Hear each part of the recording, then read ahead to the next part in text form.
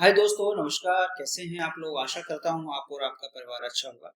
आज हम एक बहुत ही महत्वपूर्ण मुद्दे पे बात करने वाले हैं। जैसे कि जो हमारे मार्केट है, जो इंडियन स्टॉक मार्केट है, इसमें बहुत सारे सेगमेंट्स होते हैं और लोगों को ये समझ नहीं होती है कि किस सेगमेंट में काम करना चाहिए, किसमें काम नहीं करना चाहिए। बस किसी के कहने से और क्या कोई बता रहा है और एडवर्टाइज या कोई कोर्स हमने ज्वाइन कर लिया और उसके बाद उस बिजनेस में कूद पड़े। तो ये नहीं करना है आपको। और मैं अपना एक छोटा सा मेरा डिस्क्लेमर रहता है हमेशा हर वीडियो में। देखिए, मैं किसी स्टॉक को बाय और सेल करने की रिकमेंडेशन नहीं देता हूँ और ना ही मेरे कहने से ना ही किसी अन्य के कहने से कोई स्टॉक बाय और सेल करे। और इसके अलावा कोई भी फाइनेंशियल इंस्टीट्यूशन है जो भी स्टॉक मार्केट से रिलेटेड है, चाहे वो डेरिवेटिव प्रोडक्ट्स हो या आर्बिट्रेज हो या अंडरलाइंग एसेट्स हो जिसे हम स्टॉक्स कहते हैं, तो या कोई और इन्वेस्टमेंट करना हो, तो आप मेरे कहने से और किसी के अन्य के कहने से आप इन्वेस्टमेंट नहीं किया करें। बस मैं टीचर्स हूँ और मैं टीचर होने के नाते चीजें सिखाने की कोशिश करता हूँ। और सिखाना एक हमारा मतलब जो लोग जानते हैं, मैं जैसे जानता हूँ, चीजें समझता हूँ, जो मेरा अनुभव है और मैं अपनी सोसाइटी को देना, मेरा ये ड्यूटी बनती है और मेरा ये फर्ज भी है कि लोग गलत कार्य ना करें। गलत कार्य का मतलब है गलत चीजें मिसअंडरस्टैंडिंग करके और मतलब उस चीजों में ना घुसें जिसकी वजह से उनको नुकसान हो जाए। क्योंकि देखिए, पैसा जो होता है वो हर किसी के लिए वैल्यूबल होता है और वैल्यूबल चीज जो होती है वो आपकी फैमिली के लिए होती है। और फैमिली की बहुत सारी आशाएं और आपका विश्वास, मतलब उनका विश्वास, उनका भरोसा आप पर टिका रहता है। क्योंकि वो जानते हैं कि हमारे जो पिताजी हैं और जो हमारा भाई है या मेरा बेटा है, तो वो कोई गलत काम नहीं करेगा जिसकी वजह से परेशानी, जो परिवार है वो किसी मुसीबत में फंस जाए। तो ये आपको अपनी जिम्मेदारी समझना चाहिए और जो भी काम करें उसको पहले सीखना चाहिए और सीखने के बाद ही काम करना चाहिए, जिससे कि आपकी जो कन्विक्शन है वो आ जाए और जिसकी वजह से आपको कोई मनी, जो पैसा है, उसका लॉस ना हो। जिसकी वजह से अगर लॉस हो गया तो आपका जो परिवार है वो आपकी प्रॉब्लम में फंस सकता है, आपके जो बच्चे हैं वो प्रॉब्लम में फंस सकता है। तो पैसा उनके लिए बचा के रखते हैं आप और उसका वेल्थ क्रिएशन करना आपकी ड्यूटी भी बनती है। तो पहले चीजें सीखिए और बढ़िया से फिर काम करिए। जब कन्विक्शन आ जाए तो बाजार कहीं नहीं भागा जाता। और जब आप चीजें सीख लेंगे तो आप जब तक जिंदा रहेंगे इस धरती पर तब तक पैसा बनाएंगे, वेल्थ क्रिएशन करेंगे। तो मैं इसी आशा के साथ अपने इस वीडियो को शुरू करते हैं। और अगर यदि मेरे चैनल पर आप नए हैं तो चैनल को सब्सक्राइब कर लीजिए, जिसकी वजह मतलब आने वाले समय में जो आपको वैल्यूबल जो मतलब कंटेंट है या चीजें हैं, वीडियोस हैं, वो आपको मिलते रहें। क्योंकि देखिए, अगर चीजें सीखनी है तो देखिए कहीं ना कहीं समय तो देना पड़ेगा। और दूसरी चीजें, आजकल लोगों को यही नहीं पता आता कि सही कहाँ है, गलत क्या है। तो उन्हें जब इस बात की समझ नहीं होती सही क्या है गलत क्या है, वो पढ़ते नहीं है, तो वो ऐसे ही भटकते रहते हैं। तो अगर नहीं भटकना चाहते तो एक सही जगह आप कोई ना कोई चीज अच्छी सीखते रहिए, और जो कि आपके धीरे धीरे आपके जीवन में आपके जो कार्य वर्किंग एफिशिएंसी उसमें वैल्यू एडिशन करेगी और एक दिन आप बढ़िया एक्सपर्ट भी बन जाएंगे और चीजें आपको आने लगेंगी। तो चलिए शुरू करते हैं इसी के साथ। तो देखिए, मार्केट में वो देखा जाए तो देखिए कई सेगमेंट्स होते हैं इंडियन मार्केट में। पहले हम बात करें जो अंडरलाइंग एसेट्स होती हैं, जिसे हम स्टॉक्स कहते हैं, जो कंपनियां मतलब लिस्टेड होती हैं एनएससी और बीएससी में, एक तो वो होती है और जिसे हम अंडरलाइंग एसेट्स कहते हैं, स्टॉक्स कहते हैं। तो एक तो ये कंपनियां होगी जिन्हें हम सिक्योरिटी भी कहते हैं स्टॉक को, और इसमें इसके साथ साथ एक डेरिवेटिव मार्केट्स होता है जिसे हम फ्यूचर एंड ऑप्शन कहते हैं। तो डेरिवेटिव जो मार्केट्स है वो क्या बाई प्रोडक्ट है किसका? जो अंडरलाइंग एसेट्स है उसका बाई प्रोडक्ट है। क्योंकि चीजें अगर मार्केट में ट्रेड करनी है, और इसमें देखिए दोनों चीजें हैं। गवर्नमेंट भी चाहती है अगर लोग ट्रेड करें तो उनको भी जो पैसा मिलता है, रेवेन्यू मिलता है, वो सरकार को अच्छा खासा पैसा मिलता है। इसके अलावा लोगों को जो उनकी समझ है वो उसमें काम करें, कोई दिक्कत नहीं आती। और एक चीज और है कि देखिए, फ्यूचर स्टिक्स अगर बात करें, फ्यूचर की बात करें, तो फ्यूचर एंड ऑप्शन इसीलिए कहा जाता है कि फ्यूचर में क्या होने वाला है और जो अपॉर्चुनिटी फ्यूचर में होती है उसको भी लोग भना मतलब भुना पाए और उसका लाभ उठा पाए। इसलिए डेरिवेटिव मार्केट भी लॉन्च किया गया। लेकिन मैं आपको बताऊं, डेरिवेटिव मार्केट भी उसी के ऊपर डिपेंड करता है, किसके ऊपर? जो अंडरलाइंग एसेट्स है, स्टॉक्स हैं। अब जैसे निफ्टी और 50 है। निफ्टी और 50 क्या है भाई? देखिए, ये जो स्टॉक्स हैं मतलब उनका एक एवरेज है और उसी के आधार पे इनका डेरिवेटिव मार्केट भी डेवलप किया हुआ है। चाहे आप उसमें क्या एनएस वाला निफ्टी में डेरिवेटिव मार्केट में फ्यूचर एंड ऑप्शन करें, या आप क्या बैंक निफ्टी में करें, और भी बहुत सारी चीजें हैं जो भी मार्केट में लिस्टेड है स्टॉक्स, जो फिर कई कंपनियां हैं, और इंडिविजुअल भी स्टॉक्स डेरिवेटिव मार्केट में काम करते हैं। तो ये डेरिवेटिव मार्केट है जो फ्यूचर एंड ऑप्शन कहते हैं। तो इसमें भी लोग काम करते हैं। और तीसरा है आर्बिट्रेज। आर्बिट्रेज भी क्या है? जो अंडरलाइंग एसेट्स होती है, स्टॉक्स होते हैं, उसमें इसमें काम होता है और हम आगे डिटेल में इसके आगे बात करेंगे। जैसे कि आपको चीजें समझ आ रही है कि हमें करना क्या चाहिए, कौन, मतलब कहने का मतलब कि चीजें बहुत सारी है लेकिन हम क्या कर सकते हैं ये हमें पहचान होनी चाहिए कि मेरे अंदर कितनी कैपेसिटी है, मैं कितना ताकतवर हूँ, अपने आप को पहचानना चाहिए। और जो चीज हमारे बस की बात नहीं, हमें समझ नहीं आती और उसमें कूद जाते हैं तो फिर आपकी काफी परेशानी में हो जाती है। तो ये बात समझ आ गई, स्टॉक्स हमारे से हो गए। और डेरिवेटिव मार्केट मार्केट हो गया, जैसे फ्यूचर एंड ऑप्शन कहते हैं। तो मैंने आपको बताया कि ये स्टॉक्स जो होते हैं उनका बाई प्रोडक्ट होता है। दूसरा आर्बिट्रेज हो गया, आर्बिट्रेज भी स्टॉक्स में होता है, अंडरलाइंग एसेट्स में होता है। और क्या क्या खूबसूरती होती है इसके बारे में बताएंगे। और चौथा होता है जो कि कमोडिटीज मार्केट। कमोडिटीज मार्केट इसका अलग एक प्लेटफॉर्म है, एमसीएक्स, उस पर इसका ट्रेड होता है। तो जितनी भी फिजिकल जो कमोडिटीज होती हैं वहां पे यहाँ सॉफ्ट में उसको ट्रेड किया जाता है, मतलब इलेक्ट्रॉनिक फॉर्म में। तो ये चार चीजें हो गई। जो चार चीजें हैं जो कि मतलब डिजिटली अवेलेबल। और कमोडिटीज में सारी कमोडिटी रहती है। अब उसके बारे में कभी फुर्सत में किसी दिन वीडियो बनाएंगे, अगर समझना हो आपको तो हम बताएंगे। तो ये तो चार चीजें होगी। अब बात आती है कि जो स्टॉक्स होते हैं, जिसे हम अंडरलाइंग एसेट्स भी कहते हैं, स्टॉक्स, तो उसमें ट्रेड होता है। क्या होता है? ट्रेडर्स। जो ट्रेडर्स, वो देखिए ट्रेडर्स दो प्रकार के ट्रेडर्स होते हैं। एक तो इंट्राडे ट्रेड करते हैं, जो कि आज ही उन्होंने खरीदा और आज ही बेच दिया। तो जो मोस्टली जो बेस होता है वो किस पे होता है? जो चार्ट रेटिंग होती है उस पर डिपेंड करता है। अगर आपको चार्ट देखना आता है, उसकी मूवमेंट पकड़ना जानते हैं कि स्टॉप और रेजिस्टेंस क्या है, तो आप उसमें ट्रेड कर सकते हैं। ये बात अगर जो लोग समझदार होते हैं, वो चीजें जानते हैं और मतलब बहुत एक्सपर्ट होते हैं, उनका कॉमन सेंस ज्यादा होता है, तो वो ट्रेड करते हैं और सक्सेस भी होते हैं। मैं ये नहीं कह रहा सक्सेस नहीं होते। दूसरे होते हैं स्विंग ट्रेडर्स। स्विंग ट्रेडर्स भी स्टॉक मार्केट में काम करते हैं, और वो एक दिन से लेकर और जो 12 महीने से कम जो समय होता है उन जो स्टॉक को सेल और बाई करते हैं, और वो स्विंग ट्रेडर्स कहलाते हैं। तो स्विंग ट्रेडर्स क्या, इसमें दोनों चीजों का इस्तेमाल होता है, टेक्निकल एनालिसिस और फंडामेंटल एनालिसिस। अब किस लेवल पे करते हैं लोग, ये तो भाई जो लोग करते हैं तो सही है, उसमें कोई दिक्कत नहीं, मूवमेंट पता है और अपना थोड़ा सा प्रॉफिट लिया और निकल जाते हैं। तो यहाँ या जिनको रेगुलर इनकम चाहिए मार्केट से, तो वो लोग स्विंग ट्रेडर्स करते हैं, मतलब ट्रेडिंग करते हैं। तो मैंने आपको बताया स्विंग ट्रेडर में टेक्निकल और फंडामेंटल एनालिसिस का दोनों का उपयोग हो सकता है, लेकिन ये आपको डिपेंड करता है कि आप किस प्रकार से उसको कर पाते हैं। तो एक तो ये बात होगी। और तीसरे जो होते हैं स्टॉक्स में, मैं आपको बता दूं, वो होते हैं स्पेकुलेटर्स। तो जो इंट्राडे ट्रेडर्स होते हैं मोस्टली उनमें स्पेकुलेटर्स भी होते हैं। स्पेकुलेटर जो होते हैं वो स्टॉक में वो तीनों कैटेगरी में होते हैं। मैं आपको बता दूं, जो ट्रेडर्स भी होते हैं इंट्राडे भी ट्रेड करते हैं स्पेकुलेटर्स, और स्विंग ट्रेडिंग भी करते हैं स्पेकुलेटर, और इन्वेस्टमेंट भी करते हैं जो स्पेकुलेटर्स होते हैं।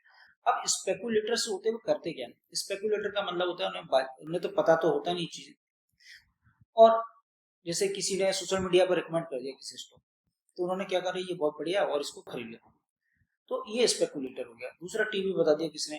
अब टीवी पे जो बंदा बैठा है एक्सपर्ट, वो तो बहुत सारे लोगों को सुन रहे हैं, और बेचना कब है क्या करना है तो आपको पता भी नहीं चलेगा। जब तक वो बोलते हैं तब तो स्टॉक बहुत आगे निकल जाता है। तो ये हो गया, किसी ने दोस्त ने किसी ने फ्रेंड ने रिकमेंड कर दिया तो वो स्टॉक आपने बाय किया। तो इस प्रकार के लोग तो तीनों कैटेगरी में होते हैं, ट्रेडर्स भी होते हैं, स्विंग ट्रेडर्स भी होते हैं, और इन्वेस्टमेंट भी करते हैं।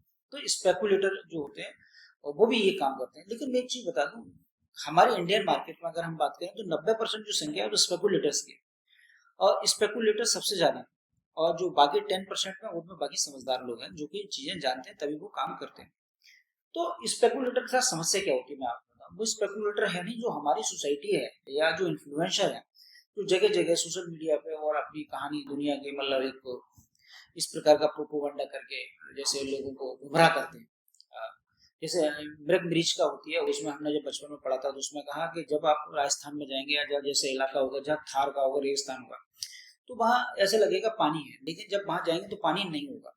तो ये इस प्रकार के मृग मरीच का के जाल है, जो वो जो हमारे इन्फ्लुएंसर है जो बिछाते हैं। और फिर वो क्या करते हैं, जितने इनोसेंट लोग होते हैं और जिनको मार्केट की समझ नहीं होती क्या करना है क्या नहीं, तो उनको फंसा लेते हैं। और जब फंस जाते हैं वो लोग, तो वो कहीं ना कहीं स्टॉक को बाय कर लेते हैं, और फिर बाय कर लेते हैं तो कभी लॉस हो जाता है कभी प्रॉफिट हो जाता है। और दूसरी एक चीज और बता दूं, जो स्पेकुलेटर्स होते हैं उनमें कॉमन सेंस नहीं होता है, और दूसरी चीजों को एनालाइज करने की कैपेसिटी नहीं होती है। दूसरा एक और महत्वपूर्ण चीज होती है, उन्हें सही क्या है गलत क्या है इसकी समझ नहीं होती। तो ये इस प्रकार के जो हमारे स्पेकुलेटर्स हैं वो सबसे ज्यादा हैं, और वो सबसे ज्यादा मनी को लूज करते हैं मार्केट में।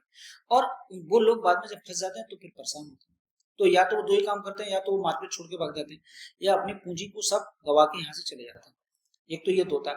दूसरा ये होता है कि अगर वो कोई बढ़िया जेन्युइन बंदा है, अगर उसे एक बार गलती हो गई तो वो उसमें घुस जाता है, फिर वो चीजें सही से करता है। तो ऐसे जो सक्सेसफुल इन्वेस्टर्स होते हैं, या जो ट्रेडर्स होते हैं स्विंग ट्रेडर, वो लोग होते हैं जो बहुत कम लोग होते हैं जो कि भाई जब समस्या होगी तो उन्होंने उसको डीपली घुस के जाना।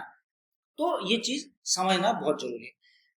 तो मैं तो अपने चैनल पे ये कहता हूँ, अगर कोई भी स्पेकुलेटर्स इस प्रकार की समस्या में फंस चुका है, वो चीजें दिखता है या कहीं स्टॉक में बाई कर रखा है, तो अगर वो मेरा वीडियो देख रहे हैं, आप मेरा वीडियो देख रहे हैं, अगर उस कैटेगरी में आते हैं तो मेरे चैनल को सब्सक्राइब कर लीजिए और लाइक करिए और प्रेस बेल आइकन को प्रेस कर दीजिए, जिसकी वजह से मतलब अगर आप देखेंगे दोस्तों तो जो नई वैल्यूएबल कंटेंट है या जो मेरा वीडियोस है जो आपको आपके जो नॉलेज है उसमें अपग्रेड कर सकता है या वैल्यू एडिशन कर सकता है, तो आपको बहुत बड़ा फायदा होने वाला है कि जो गुमराह हो जाते हैं इधर उधर भटकते रहते हैं वो आपको भटकना नहीं पड़े।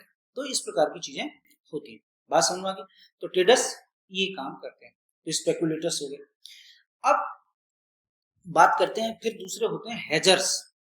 हेजर्स जो होते हैं वो डेरिवेटिव मार्केट में काम करते हैं हेजर्स। तो मैं एक चीज बता दूं, डेरिवेटिव मार्केट में जो हेजर्स होते हैं वो सबसे समझदार लोग होते हैं, क्योंकि जैसे हम हेजर्स का मतलब क्या होता है मैं आपको थोड़ा सा बता दूं, क्योंकि ज्यादा बताएं तो इसमें ही मिलेगा वीडियो।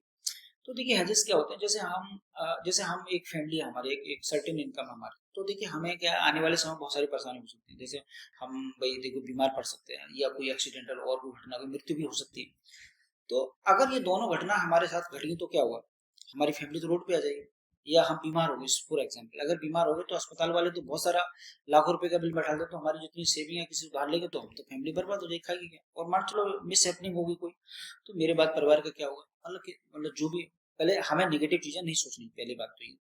लेकिन हम यहाँ समझाने की कोशिश कर रहे हैं इसलिए मैं ये बात कर रहा हूँ, लेकिन निगेटिव हमेशा पॉजिटिव रहना चाहिए लाइफ में, कभी निगेटिव नहीं रहना चाहिए। तो अगर इस प्रकार, तो हम लोग क्या करते हैं, हेल्थ के लिए हेल्थ इंश्योरेंस लेते हैं और बाकी चीजों को टर्म इंश्योरेंस लेते नहीं लेते, तो इससे क्या होता है कभी भी कोई मिसहैपनिंग या इस प्रकार की घटना होती है तो कम से कम लॉस होता है, मतलब आपकी फैमिली भी रोड पे नहीं आएगी और आपको कोई परिवार को कोई दिक्कत नहीं आएगी। तो ये होता है हेजर्स का काम।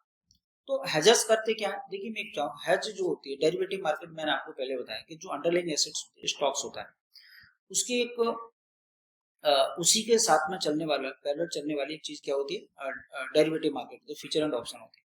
तो जो स्टॉक्स या जो सिक्योरिटी मार्केट में लिस्टेड है, और अब जैसे इंडेक्स है, इंडेक्स में क्या होता है कि इंडेक्स में जो कंपनियां होती हैं उनका एक मतलब डेरिवेटिव बना दिया जाता है, और इंडिविजुअल स्टॉक भी डेरिवेटिव मार्केट में होते हैं, इनके भी फीचर एंड ऑप्शन होते हैं, जो बड़ी बड़ी कंपनियां होती हैं मार्केट बहुत बड़ा होता है।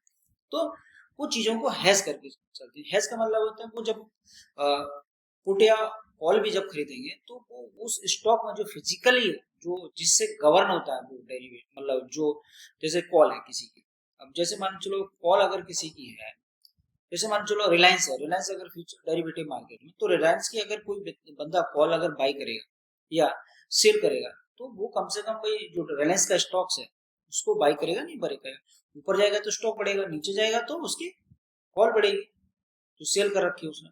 तो इसी प्रकार की चीजें होती है। मेरा कहने वाला एक चीज अगर ऊपर जाने वाली है, जैसे स्टॉक्स है, स्टॉक को अगर आप बात करें तो स्टॉक में एक बड़ी खास बात यह होती है कि आप स्टॉक बाय तो कर सकते हो, महीनों 10 साल कितने साल तक होल्ड कर सकते हो, लेकिन स्टॉक को बेच नहीं सकते। अगर आज आपने स्टॉक बेचा तो आपको आज ही खरीद के देना पड़ेगा स्टॉक में, उस स्टॉक को आप बेच के दाल लंबे समय तक नहीं रख सकते। नहीं, आप किसी स्टॉक को अंडरलाइंग एसेट्स को बेच नहीं सकते, एक दिन के लिए बेच सकते हो, एक दिन के अलावा नहीं बेच सकते। अगर आपने सुबह बेच दिया शाम को खरीद के आपको देनी पड़ेगा, नहीं तो बहुत बड़ी प्रॉब्लम हो जाएगी आपके साथ। तो ये जब समस्या है तो इसलिए डेरिवेटिव मार्केट लाया गया। तो डेरिवेटिव मार्केट में किसी स्टॉक को या किसी चीज को अगर बेचना है आपको, तो आपको फ्यूचर एंड ऑप्शन में काम करना पड़ेगा, तो उसमें तो इसलिए इसको करना पड़ता है। तो कहने का मतलब स्टॉक को बाय तो कर सकते हो लेकिन सेल नहीं कर सकते आप लंबे समय के लिए, लेकिन ऑल और पुट के लिए आप डेरिवेटिव मार्केट में क्या है इसे सेल कर सकते हैं, उसका जो पैरेलल जो प्रोडक्ट्स है उसको आप सेल कर सकते हो जब तक चाहे, उसमें एक्सपायरी होती है, टाइम होता है, तो हम उस पर नहीं जा रहे हैं, लेकिन मोटा मोटा समझाने की कोशिश कर रहा हूं। तो हेजर समझदार होते हैं और जब ये काम करते हैं तो उनको कम से कम लॉस होता है, ये बंदा ट्रेंड होते हैं दोनों चीज। अब तीसरे जो होते हैं वो आर्बिट्रेज होते हैं, आर्बिट्रेज और ज्यादा समझदार होते हैं, मैं आपको बता दूं, क्योंकि उनकी आंखें उनकी हार्ट बीट बहुत ट्रेंड होती है और उनका जो काम करने का तरीका होता है बहुत तेज होता है। तो अब मान चलो कोई भी स्टॉक्स है, अंडरलाइंग एसेट्स है या स्टॉक्स है, दो जगह लिस्टेड होता है, एक एनएससी में लिस्टेड होता है, एक दूसरा बीएससी में लिस्टेड होता है। जब बीएससी में दोनों में लिस्टेड है तो होता क्या है कि यदि मान के चलो फॉर एग्जांपल ले लो एक स्टॉक्स है टाइमेक्स ग्रुप इंडिया लिमिटेड का टाइमेक्स, तो टाइमेक्स अगर मान के चलो एनएससी में इस समय उसका भाव चल रहा है 700 रुपये, 700 रुपये बाहर चल रहा है, और उससे लगता है कि उन्हें चार्ट को देखा फंडामेंटल है कि ये स्टॉक 5 मिनट में 10 मिनट में ऊपर जाने वाला है, ऊपर जा सकता है 2% या 3% जो भी। तो उन्होंने क्या काम करा, या मान के चलो उसे ये लगता है, वो चार्ट नहीं देखा, उसने चार्ट वार्ट कुछ नहीं देखा, ये मान के चलो वो तो इंट्राडे ट्रेडिंग होगी, उन्हें कुछ नहीं देखा, बस वो 1 मिनट का 2 मिनट का गेम होता है। मैं आपको सीख देता हूँ, आर्बिट्रेज करता है क्या कि यदि मैंने आपको दोबारा अपनी बात को रिपीट कर रहा हूँ कि अगर एनएससी में स्टॉक जो है टाइमेक्स का 700 रुपये का खरीदा, उसने 700 रुपये में खरीद लिया। अब वो थोड़ी देर बाद देखता 2 मिनट तो पता चला वो बीएससी में क्या हुआ, वो स्टॉक 702 रुपये पे मतलब चल रहा है। तो उसने क्या करा, वहां पर 700 रुपये में खरीदा एनएससी पे, और उसी स्टॉक को उसने बीएससी की साइट पे, बीएससी के प्लेटफॉर्म पे 702 रुपये में बेच दिया। अब हुआ क्या इससे कि उसको 2 रुपये का इंस्टेंट फायदा हो गया तुरंत ही तुरंत। अब इस प्रकार की जो आर्बिट्रेज है वो करते क्या, आर्बिट्रेज को एक स्टॉक तो खरीदते, वो लाखों की बल्क में संख्या में खरीदते हैं स्टॉक्स, और इस प्रकार के स्टॉक नहीं खरीदते हैं जिसमें लिक्विडिटी नहीं होती। वो इस प्रकार के जो स्टॉक्स होते हैं जिसमें बहुत ज्यादा मतलब बल्क में मतलब बहुत ज्यादा ट्रेड होता है, बहुत सारे मतलब लिक्विडिटी बहुत ज्यादा है, उसमें कोई दिक्कत नहीं है। मान चलो उन्होंने ऑर्डर लगाया बाई करने के लिए एनएससी में कि 1 लाख स्टॉक खरीदना है, तो वो तुरंत ही 1 लाख पूरे खरीद जाएंगे। और जब उन्होंने बीएससी में ऑर्डर डाला सेल करने के लिए 102 रुपये में, और वो उनमें रेंज लगा देते अपनी, तो भाई इसमें आया तो बिक जाना चाहिए, तो जब रेंज लगा तो 102 रुपये बिक गया, या 1-2 पैसा मतलब कम भी बिक गया। तो आप ये देखिए आर्बिट्रेज ने क्या करा, 1 लाख शेयर मतलब का ट्रेड करके 1.5 या 2 रुपये का जो बिजनेस मार्जिन है उसने, तो ये 5 मिनट में उसने क्या कर दिया, 1 लाख 2 लाख रुपए कमा लिया। तो ये तो एक छोटा सा एग्जाम्पल है, आर्बिट्रेज तो लाखों रुपया कमाते हैं, ये काम करते हैं, तो बड़ा एक्सपर्ट भी होते हैं, उनका जो सिस्टम होता है वो बहुत बढ़िया होता है, और जो नेट की स्पीड है तो बहुत ज्यादा स्ट्रॉन्ग होती है। तो ये काम करते हैं, आर्बिट्रेज सबसे स्मार्ट होते हैं, लेकिन वहाँ स्मार्ट मनी भी होती है, ये बात तो ध्यान रखना पड़ेगा आपको। तो ये सब कौन करता है, ये इंस्टीट्यूशनल वाले लोग करते हैं, जो ट्रेंड है म्यूचुअल फंड वाले लोग भी करते हैं, या जो एक्सपर्ट है वो लोग करते हैं। तो इसको कोई बाउंडेशन तो है नहीं हमारे इंडियन मार्केट में कि साहब यहाँ खरीदोगे वहां बेचो, और इसमें कोई दिक्कत भी नहीं है, दोनों प्लेटफॉर्म पे काम करता है, और कंपनियां दोनों जगह लिस्टेड होती है, तो कोई इसमें दिक्कत तो नहीं होती। तो ये बंदे होते हैं। अब हम बात करते हैं, अब जो चौथा सेगमेंट आता है, जो मतलब अगला वाला मतलब ट्रेडर्स हो गए आपके, और आपके हैजर्स हो गए, और आपके आर्बिट्रेज हो गए। अब आता है इन्वेस्टमेंट का, इन्वेस्टमेंट का मैटर भी आता है। तो इन्वेस्टमेंट में भी 2 प्रकार का इन्वेस्टमेंट होता है, एक होता है पैसिव इन्वेस्टमेंट और दूसरा होता है एक्टिव इन्वेस्टिंग। पैसिव इन्वेस्टिंग और एक्टिव इन्वेस्टिंग। पैसिव इन्वेस्टिंग क्या होती है, पैसिव जो पेसिंग इन्वेस्टिंग होती है, मतलब जो लोग लेजी होते हैं या अपने पैसे को खुद में डील करना चाहते हैं, तो वो पैसिव मतलब पैसिव जो इन्वेस्टिंग होती है, तो वो लोग करते क्या है कि अपना पैसा म्यूचुअल फंड में लगा देते हैं। तो म्यूचुअल फंड में लगाने से क्या होता है कि आपको मैक्सिमम रिटर्न मिल जाता है, लेकिन आपको कोई ज्यादा टेंशन या पैनिक होने की जरूरत नहीं रहती, आप एसआईपी भी कर सकते हैं, कोई दिक्कत नहीं होती। लेकिन ये तो होती पैसिव इन्वेस्टिंग, और दूसरी होती है एक्टिव इन्वेस्टिंग। तो एक्टिव इन्वेस्टिंग कौन करता है, जो लोग स्वयं स्वयं से रिसर्च करते हैं। इन्वेस्टिंग के लिए मैंने बता दूं 2 चीजें जरूरत होती है, एक तो फंडामेंटल एनालिसिस की जरूरत है, दूसरा टेक्निकल एनालिसिस की जरूरत है। तो दोनों चीजों की जरूरी है। टेक्निकल में माना मतलब मेरा कहने वाला यहाँ पे ज्यादातर देखा तो फंडामेंटल, तो मैं देखो टेक्निकल एनालिसिस तो यहाँ ज्यादा इतना काम करता नहीं है, मैं आपको बता दूं। यहाँ 2 चीज होती हैं, 2 प्रकार का डेटा होता है कंपनियों का, जो उसके कंपनी के जो कॉर्पोरेट डॉक्यूमेंट्स होते हैं, उसमें एक डेटा होता है क्वांटिटेटिव डेटा और दूसरा होता है क्वालिटेटिव डेटा। तो इन्वेस्टमेंट में हमेशा क्वालिटेटिव और क्वांटिटेटिव डेटा का इस्तेमाल किया जाता है। मैं आगे बताऊंगा कि किस प्रकार से इसका एनालिसिस करते हैं। तो मैं आप पहले ये चीज समझिए, पैसिव इन्वेस्टिंग और दूसरा एक्टिव इन्वेस्टिंग। तो जिनको कुछ नहीं करना है, मतलब इन्हें ज्यादा पेन नहीं लेना, तो उन्होंने क्या म्यूचुअल फंड में पैसा लगा दिया, और म्यूचुअल फंड में पैसा लगा के उन्हें कोई चिंता है नहीं। तो ये होगी पैसिव इन्वेस्टिंग। लेकिन अब आप चीज समझ लीजिए कि आप तो पैसे इन्वेस्टिंग कर रहे हैं, कोई दिक्कत नहीं, लेकिन जो आपको पैसा बना के देगा म्यूचुअल फंड या जहां आपने पैसा लगाया, वो एक्टिव इन्वेस्टिंग करता है। क्योंकि उनके यहाँ बहुत सारे लोग होते हैं जिनका पूरा रिसर्च का एक काम होता है, जितनी फर्म होती है सभी रिसर्च करती है, और रिसर्च में मैंने आपको बताया क्वांटिटेटिव डेटा और क्वालिटेटिव डेटा का इस्तेमाल करती है। और दूसरा ये भी इस्तेमाल करते हैं कि जो government of India macro economic policy है उसका भी एनालाइज करते हैं, किस प्रकार की किस कंपनी पे क्या इम्पैक्ट होना है। तो पैसा कुल मिला के बात क्या हुआ, पैसा तो एक्टिव इन्वेस्टिंग से बनता है ना।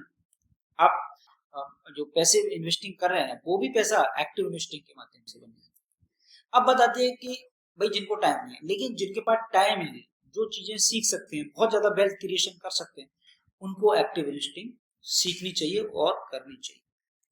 तो अब बात करते हैं कि एक्टिव इन्वेस्टिंग होती क्या चीज है। एक्टिव इन्वेस्टिंग होती क्या चीज, हमें कंपनियों का, देखिए एक चीज बताएं, जो मार्केट में है या जो बड़े बड़े फंड मैनेजर्स हैं या जो टीवी बैठे लोग हैं, वो बहुत सारी चीजें बताते हैं आपको, इतनी सारी चीजें बताते हैं कि आप खुद में कंफ्यूज हो जाते हैं कि क्या पढ़ें क्या नहीं पढ़ें। एक जो कॉमन व्यक्ति होता है, जो रिटेल इन्वेस्टर है, उसकी इतनी बस की बात कहाँ है, उसकी टर्मिनोलॉजी को समझे और टर्मिनोलॉजी को समझ के वो एक्टिव इन्वेस्टिंग सीखे।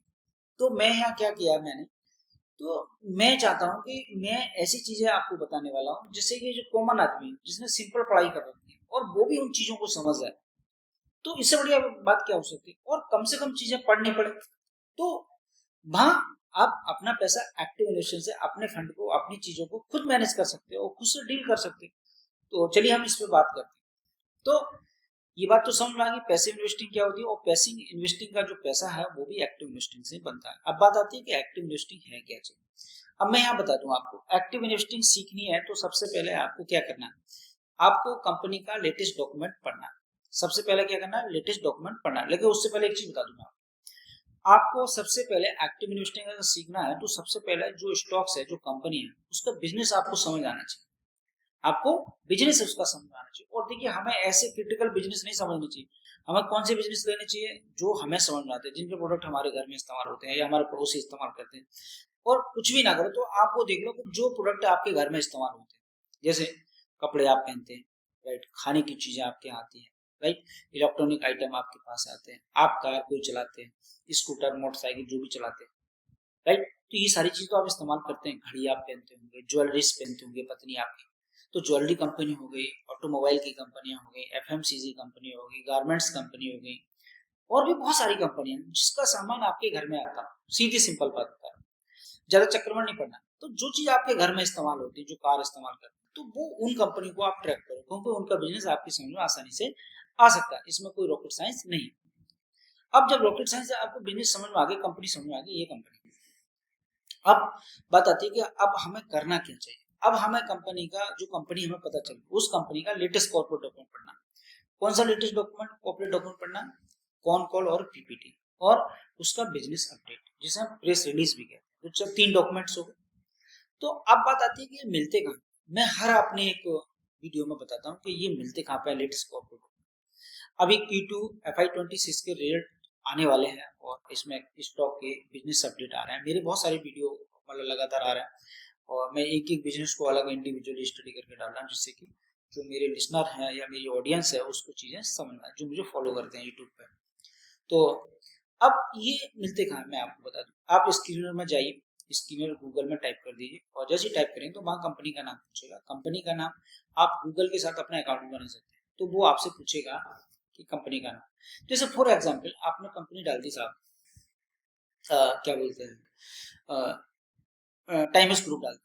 टाइम्स ग्रुप जब आपने डाल दिया, टाइम्स ग्रुप आपका कंपनी खुल के आ गया। जब आप देखेंगे उसका, तो राइट हैंड में उसका कॉन कॉल पीपीटी का सिंबल आता है उनके बाकायदा प्रॉपर तरीके से होता है, और उसका कॉन कॉल का जो रिकॉर्डिंग होता है वो भी अवेलेबल रहता है। और राइट हैंड पे क्या होता है, राइट हैंड पे कंपनी के अपडेट आते रहते हैं, क्या क्या बीएससी एनएससी में क्या चल रहा है, बिजनेस अपडेट आजकल आ रहा है तो राइट हैंड में आ रहा है। तो वहाँ आपने आजकल आप बिजनेस अपडेट भी दे सकते हो किसी कंपनी को ट्रैक करने के लिए, और जब उसका रिजल्ट आए तो पीपीटी और कॉन कॉल। तो ये चीज आपको मिल गई। अब इन दोनों में डेटा क्या मिलता है आपको, 2 प्रकार का डेटा मिलता है। पहला डेटा होता है क्वांटी मतलब क्वालिटेटिव डेटा। अगर कौन कौन पढ़ेंगे तो क्वालिटेटिव डेटा मिलेगा। क्वालिटेटिव डेटा समझते हैं जो नंबर्स में होता है, डायग्राम होते हैं, चार्ट होते हैं, वो आपको सिखाते हैं। और चीज बता दो बड़े मजेदार, हमें डेटा परसेंटेज वाले पे ज्यादा फोकस करना चाहिए। परसेंटेज से एक पिक्चर क्लियर हो जाती है कितना परसेंटेज चेंज हुआ। अगर डेटा में जाएंगे तो उसमें डेटा में ज्यादा फर्क समझ नहीं आता है, तो आपको जो परसेंटेज वाला डेटा है वो ज्यादा ध्यान देना चाहिए उसमें। बात समझ आ गई। दूसरी आती है क्वांटिटेटिव डेटा की। बात करें क्वालिटेटिव डेटा की, तो क्वालिटेटिव डेटा जो मैनेजमेंट होता है वो कौन कॉल में बताता है, कौन कॉल में बता रहा है। आजकल बिजनेस अपडेट आ रहा है, उसमें डेटा भी दे रहा है और क्वालिटेटिव मैनेजमेंट गाइडेंस भी दे रहा है, उसमें बता रहा है। उसको आप पढ़ें, कोई बिजनेस अपडेट पढ़ लीजिए, बहुत सारी कंपनियों का आ गया। जैसे उज्जीवल स्मॉल फाइनेंस बैंक है, इसका डेटा आ गया, और संभव जो स्टील है उसका भी आ चुका है, और B2 रिटेल का भी आ चुका है। तो कई कंपनियां मैं आपको बता रहा हूँ इनका डेटा आ चुका है। और आइसर मोटर कंपनी का भी डेटा आ चुका है जो रॉयल एनफील्ड बनाती है। तो मेरे इनके वीडियो भी हैं और आप इनको देख सकते हैं। तो जब आपने डेटा देखा तो आपने मैंने सबसे महत्वपूर्ण होता है इसमें जो डेटा होता है वो, और दूसरा मैनेजमेंट का गाइडेंस। मैनेजमेंट कितना बुलिश है किस सेक्टर पे, और अपने आगे मार्केट का जो मार्केट कैप्चर की बात करता नहीं करता और कैपेस करने की बात करता नहीं करता, तो हम मैनेजमेंट का जो गाइडेंस होता है, उसका जो व्यू होता है, वो बहुत ज्यादा वैल्यूबल होता है। क्योंकि देखिए एक चीज बताएं, इन्वेस्टर के लिए कुछ चार्ट तो बता नहीं सकता, उसे तो खुद ही पढ़ना है। कंपनी और बीच में इन्वेस्टर के बीच में कौन है? कोई नहीं। कॉर्पोरेट डॉक्यूमेंट है, जो उसने कंपनी ने बताया वो आप पढ़ रहे हैं। तो ये आपको पता चल गया कि हमें लेटेस्ट कॉर्पोरेट डॉक्यूमेंट पढ़ना। अब इसमें पढ़ना क्या है मैं आपको बता दूं। एक्टिव इन्वेस्टिंग करनी है, तो सबसे पहले आप कंपनी को जब भी देखें तो उसका pace of sales growth, revenue growth, ये आपको देखना चाहिए। और इसमें भी देखना चाहिए कि वॉल्यूम ग्रोथ कितना है इसका, और वॉल्यूम ग्रोथ के साथ उसका वैल्यू ग्रोथ कितना आ रहा है। अगर कंपनी वैसे ये डेटा सब बना के देती है सेट करके, और ना सीधा सीधा उसका पेस ऑफ सेल्स ग्रोथ दे देते हैं परसेंटेज में, और तो बताते हैं कि भाई इतना 45% से ग्रोथ किया। जैसे मान चलो अगर हम बात करें इसकी आइसर मोटर की, तो आइसर मोटर ने जो अपनी उसका जो ग्रोथ आया वो 43% आया, और पिछले क्वार्टर में उसका 14% के लगभग था, तो इसका मतलब बढ़िया। तो कंपनी का पेस ऑफ सेल्स ग्रोथ अगर बढ़िया है तो बाकी चीजें और बढ़िया हो सकती है। अब बात आती है दूसरा, आता है मार्जिन से। मार्जिन आपको देखनी चाहिए। मार्जिन में आपका पेट मार्जिन है, EBITDA मार्जिन है। तो पेट मार्जिन जो होता है वो सबसे ज्यादा वैल्यूबल होता है। पेट मार्जिन हमेशा उसको फोकस करें। और एक चीज और ध्यान रखें, किसी भी कंपनी को ट्रैक करते हैं कि पेट मार्जिन सेल्स ग्रोथ से अगर ज्यादा है, इसको कहते हैं ऑपरेटिंग लेवरेज। उस कंपनी को क्या मिला? ऑपरेटिंग लेवरेज मिला। जैसे मान लो चलो किसी कंपनी का पेस ऑफ सेल्स वो 50% है, और पता चला उसका जो पेट मार्जिन है वो 70% है या 80% है, इसका मतलब उस कंपनी को ऑपरेटिंग लेवरेज मिला है। तो इसमें होता क्या है, मैं आपको बता दूं दो चीज। अभी दो कंपनी के रिजल्ट्स आए, जैसे मान चलो B2 रिटेल का है, 86% के लगभग इसका पीस ऑफ सेल्स ग्रोथ है, और इसका पिछले क्वार्टर में था 52% का इसका पीस ऑफ सेल्स ग्रोथ है। एक कंपनी और है बाजार स्टाइल, जो कलकत्ता बेस है, उधर पश्चिम बंगाल में इसका ज्यादातर इसके शोरूम वगैरह हैं। तो इनका भी 71% ग्रोथ आया, मतलब उनका पीस ऑफ सेल्स ग्रोथ। लेकिन दोनों स्टॉक में अंतर कितना है? दोनों ना बढ़िया पीस ऑफ सेल्स ग्रोथ रहा है। तो देखिए जो B2 रिटेल है वो पैन इंडिया कंपनी है, और जो बाजार स्टाइल है वो ऐसी कंपनी है कि वो जो है मतलब एक रीजनल बेस्ड कंपनी है। अब बात आती है यहाँ पे कि कोई भी कंपनी, अब देखें, आप देखो B2 रिटेल का क्या पेट मार्जिन ज्यादा है, सेल्स ग्रोथ से ज्यादा है उसका। पिछले क्वार्टर 1 FY26 में उसका जो पेट मार्जिन था वो से पेस ऑफ सेल्स ग्रोथ से ज्यादा था उसका। इसकी वजह से वो स्टॉक आज भी बहुत तेजी से भागा, मतलब आज का मतलब जैसे रिजल्ट है उसका अपडेट आया बहुत तेजी से भागा। लेकिन सेम डे लाइफ स्टाइल का जो बाजार लाइफ स्टाइल है उसका स्टॉक नहीं भागा, तो उसका क्या पेट ऑफ मार्जिन कम है। तो ये चीज आपको देखनी चाहिए। कहने का मतलब अगर किसी कंपनी का पेस ऑफ सेल्स ग्रोथ के साथ साथ अगर उसका पेट मार्जिन ज्यादा है सेल्स ग्रोथ से, तो वो स्टॉक को लेवरेज मिला है, ऑपरेटिंग लेवरेज। तो इस प्रकार के स्टॉक बहुत तेजी से भागते हैं, और इस प्रकार के स्टॉक मल्टीबैगर होते हैं। मैं आपको बता दूं, अगर कोई बिजनेस ऐसा मिले तो उसको ट्रैक करते रहना चाहिए, उसके साथ रहना चाहिए। बात समझ आ गई? तो ये तो बात हो गई पेट मार्जिन की। अब दूसरा बात आती है turn on business. Turn on business क्या होता है? ऐसे बिजनेस होते हैं जो लॉस मेकिंग कंपनी तो लॉस से प्रॉफिट में आती है। ऐसी बहुत सारी कंपनियां, मैं एक कंपनी में ट्रैक कर रहा हूँ उसको, पीसी ज्वेलर्स है और VIP क्लोथिंग है। और तो पीसी ज्वेलर्स के बारे में आप देखेंगे तो उनका जो ग्रोथ है वो लगातार बढ़ के आ रहा है, उनका जो लोन है वो लगातार कम कर रहे हैं, और इन्होंने प्रॉमिस किया है कि FY26 के 30 मार्च 26 तक ये अपना कंपनी का लोन खत्म कर लें। तो इस प्रकार की कंपनी को हम ट्रैक करते रहना चाहिए, जब वो लगे तो हम इसके साथ काम कर सकते हैं। तो ये टर्न ऑन बिजनेस हो गया, तो इस पे अलग से वीडियो अगर देखना चाहिए देख लो, बाकी सब पे मेरे अलग से वीडियो पड़ेगा। अब आती है तीसरा कि कैपेक्स। कोई कंपनी अगर कैपेक्स कर रही है, कैपेक्स का मतलब होता है कोई नया प्लांट बैठा रही है या नए स्टोर्स खोल रही है। जैसे हम B2 रिटेल की बात करें, B2 रिटेल ने H1 में टोटल 17 अपने जो मतलब सेम स्टोर से मतलब खोला है, स्टोर्स खोले, तो ये बढ़िया बात है। और अगर उनका देखें इनका, तो इन्होंने जो ग्रोथ किया, अगर Q2 की बात करें तो 40 मतलब 23 मतलब इन्होंने मतलब 23% ग्रोथ किया इसका, मतलब स्टोर खोलने में। और तो 70 इन्होंने जो स्टोर खोले, तो ये बड़ी बात मानी जाती है। तो ऐसा अगर कोई कंपनी कैपेस करे तो ये बढ़िया है, इसका कोई दिक्कत नहीं होती। अगर कंपनी कैपेस करे तो उसके चलने के या उसका बिजनेस और ज्यादा होने के चांसेस हो, तो वो स्टॉक बढ़िया पैसे बना के देता है। अब बात आती है कि कंपनी कैपेस के साथ स्केल अप कर रही है। स्केल अप में बहुत सारी चीजें आती हैं, और ये मैनेजमेंट का पार्ट है। तो मैं थोड़ा बात करूंगा कि कंपनी अगर स्केल अप कर रही है, इस पे स्केल अप में क्या होती है, पीस ऑफ सेल्स ग्रोथ ज्यादा, मार्जिन ज्यादा, और मार्केट कैप्चर करने को ज्यादा प्रयास कर रही है, और उसको एग्जीक्यूट कर रही है, तो ये पूरा स्केल अप कहलाता है। और स्केल अप को समझना, कोई कंपनी अगर स्केल अप कर रही है तो वो कंपनी बहुत ही ज्यादा बढ़िया, बहुत ज्यादा पैसा बना के देगी। और जो चौथा पांचवा है जो हम जिसे कहते हैं return on equity. Return on equity का मतलब होता है कि जो इन्वेस्टर का पैसा, जो इक्विटी होल्डर का पैसा, उसमें मैनेजमेंट कितना पैसा उनको जनरेट करके दे रहा है। अगर इसका डायरेक्शन पॉजिटिव होता है, रिटर्न ऑन इक्विटी में मेरा इंडिविजुअल वीडियो हुई है, तो रिटर्न ऑन इक्विटी पे जितना भी पॉजिटिव होगा, और देखिए जब अगर किसी कंपनी का पेस ऑफ सेल्स ग्रोथ ज्यादा होगा, पेट मार्जिन ज्यादा होगा, स्केल अप अगर कर रही है कंपनी तो बढ़िया है, कैपेस कर रही है, तो उसका रिटर्न ऑन इक्विटी पॉजिटिव होगा। और अगर ये है तो और ज्यादा पैसा बना के देते हैं। अगर return on equity double digit में है, डबल डिजिट में अगर रिटर्न ऑन इक्विटी, तो और तेजी के साथ पैसा बना के देगा। अगर किसी का रिटर्न ऑन इक्विटी अगर सिंगल डिजिट में कम है, तो उसमें थोड़ा सावधानी बरतनी चाहिए। और तो उसमें क्या है, अगर देखिए लॉस मेकिंग कंपनी तो अलग चीज है। अगर जैसे मान चलो कोई कंपनी टर्न ऑन बिजनेस, तो उसका वही रिटर्न ऑन इक्विटी कम हो सकता है, लेकिन हमें उसमें इकट्ठा पैसा नहीं डालना होता है। हम थोड़ा थोड़ा अपना उसमें होल्डिंग बनाते हैं और धीरे धीरे बढ़ाते हैं जब वो सही हो जाती है। और तो जो कंपनियां बढ़िया से काम कर रही हैं उनका रिटर्न ऑन इक्विटी देखना बहुत जरूरी होता है। रिटर्न ऑन इक्विटी अगर डायरेक्शन उसका पॉजिटिव है, आगे तरफ बढ़ रहा है, तो वो स्टॉक बहुत ज्यादा पैसा बना के देता है। इसको आप सावधानी पूर्वक ध्यान रखें। और छठा आता है मैनेजमेंट का गाइडेंस। मैनेजमेंट गाइडेंस में सबसे मैंने आपको, अगर मैनेजमेंट गाइडेंस स्केल अप कर रहे हैं, स्केल अप कर रहे हैं मतलब कहने का मतलब एग्जीक्यूशन बढ़िया, जो उन्होंने प्रॉमिस किया उसको पूरा किया। दूसरे पेस ऑफ सेल्स ग्रो बढ़ाने का गाइडेंस है, उनका मार्जिन बढ़ाने का गाइडेंस है उनका, और जैसे हम बात करें केपेस करने का गाइडेंस है।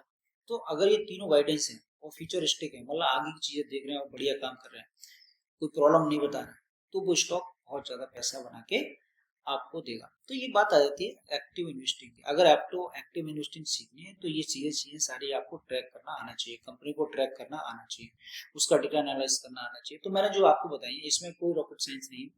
आपको कुछ एनालिसिस करना है, केवल फिगर देखनी है और कंपनी को टारगेट कर देना। कौन कॉल जब पढ़ेंगे तो वो उसमें थोड़ा पढ़ना पड़ेगा क्योंकि इंग्लिश में होता है, और आजकल बहुत सारी सुविधा है जो हिंदी में ट्रांसलेट करके भी पढ़ सकते हैं। लेकिन जो कंपनी का मैनेजमेंट है उसकी टोन आपको पकड़नी पड़ेगी। अगर टोन पकड़ लेते हैं तो आप बस आपका काम हो गया, कि आपको लग जाएगा, सेंस लग जाएगा कि कंपनी पॉजिटिव है, बढ़िया काम कर रही है। तो इसका जो डायरेक्शन है, संकेत है, आपको पीस ऑफ सेल्स ग्रोथ से मिल जाता है, बचा कुचा रहेगा पेट से मिल जाता है, और कैपेस करिए उससे मिल जाता है, रिटर्न ऑन इक्विटी से मिल जाता है, मैनेजमेंट का गाइडेंस पॉजिटिव है वो आपको मिल जाता है। तो ये सब चीजें अगर पॉजिटिव हो जाती है तो आप देखिए आप उस स्टॉक को अगर ट्रैक करेंगे अपने डीमेट अकाउंट में रख सकते हैं। और एक चीज और बताएं, एक्टिव इन्वेस्टिंग की बहुत खास बात है भाई। एक्टिव इन्वेस्टिंग करने क्या, वेल्थ क्रिएशन करने के लिए करना।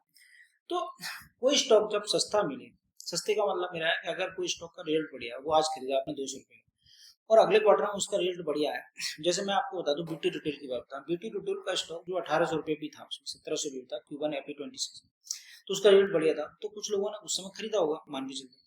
अब Q2 का जब उसका बिजनेस अपडेट आया कि 52% से उसका जो पेस ऑफ सेल्स ग्रोथ 86%, उन्हें 70 स्टोर भी खोल दिए, तो देखिए उसका स्टॉक जैसे रेट तो 2200 पे ट्रेड कर रहा था। अब कोई कहेगा नहीं तो मैं तो 1600 1700 में गया था, अभी 17, भाई कोई बढ़िया चीज सस्ते में मिलेगी? नहीं मिलेगी ना, महंगी मिलेगी। अगर आपको अपने स्टॉक का अपनी होल्डिंग बढ़ानी है तो आपको क्या, वो स्टॉक 2200 रुपये भी खरीदना पड़ेगा, और बढ़ गया तो 2300 रुपये भी खरीदना चाहिए। ऐसा स्टॉक क्यों खरीदना चाहिए? क्योंकि स्टॉक तो बढ़िया है, कोई दिक्कत थोड़ी है उसमें। तो ऐसे जब भी भाई अपनी पोजीशन हम किसी स्टॉक में कब बढ़ाते हैं, जब इस कंपनी बढ़िया करे तभी उसकी पोजीशन बढ़ाएंगे जिस रेट को, और देखते जाएंगे लंबे समय तक ऐसा करेंगे तो बहुत सारा पैसा बना के आपको देती है। मतलब एक प्रकार से मल्टीपल 3x 2x आपका वेल्थ का क्रिएशन करती है। तो ये चीजें सावधान, कभी भी कोई स्टॉक प्रॉफिट में आए तो इस प्रकार की कंपनी कर रही, कोई अगर कहे कि B2 रिटेल को अभी 2200 रुपए को बेच दो, तो मैं तो कहूंगा वो तो मूर्खतापूर्ण काम कर रहा है। जो कंपनी बढ़िया कर रही है उसका आगे का रास्ता बहुत बढ़िया है, तो उसमें बेचने की जरूरत है, उसमें और खरीदने की जरूरत है। हालांकि देखिए मैं किसी स्टॉक को बाय और सेल करने की रिकमेंडेशन नहीं देता, मैं तो एक बात बता रहा हूँ। तो कोई स्टॉक अगर बढ़िया कर रहा है तो हमें उसमें और ज्यादा उसकी मतलब उसकी होल्डिंग को बढ़ाना चाहिए, उससे रिवार्ड करना चाहिए। और जब कंपनी खराब करने लगे, जब उसका रेट खराब हो, जैसे मान चलो इसका P2 का अगर मान चलो 52% का रेट था, अगर वो घट के 10% हो गया था, तो आपको क्या करना था, उस स्टॉक को बेच देना चाहिए था। तो एक चीज है। और दूसरी एक चीज बता दो, जो ये जीएसटी कट हुआ इसका इम्पैक्ट मार्केट पे आएगा, कंज्यूमर गुड्स से सब पे आने वाला है। B2 जो कंपनियां हैं B2C, उन पे सब पे आने वाला है। लेकिन आपको देखना है कि जो कंपनी स्केल अप कर रही है, स्केल अप की मैंने आपको डेफिनेशन बता दी। स्केल अप होता है क्या, आपका पेस ऑफ सेल्स ग्रोथ ज्यादा होना चाहिए सबका, उसका मार्केट कैप करने का इरादा हो, नया इनोवेशन कर रही हो, और जो भी कर रही हो उसका एग्जीक्यूशन कर रही हो, और मैनेजमेंट गाइडेंस बढ़िया, रिटर्न ऑन इक्विटी सारी चीज बढ़िया हो, तो इसके कहते हैं स्केल अप। अगर कंपनी स्केल अप कर रही है तो सो फॉर गुड है, तो उसके साथ आप रहिए, कोई दिक्कत नहीं। इक्विटी को रेट आने वाले, आप कंपनी को अपडेट करते रहिए, ट्रैक करते रहिए और एंजॉय करिए। तो मैं समझता हूँ कि मेरा वीडियो आपको अच्छा लगा, वो कुछ ना कुछ आपके लाइफ में जो आपका जो काम करते हैं इन्वेस्टिंग का या ट्रेडिंग का, उसमें कुछ वैल्यू एडिशन जरूर किएगा। और यदि आप चैनल पर नए हैं तो मैं पुनः आपसे कहता हूँ कि चैनल को सब्सक्राइब करें, जिससे कि आने वाले समय में जो बढ़िया और वीडियो आने वाले हैं वो आपको पहुंचे और आपका जो नॉलेज है, जो स्किल है, वो और ज़्यादा अपडेट हो जाए। तो इसी के साथ बात खत्म करते हैं। जय हिंद, जय भारत।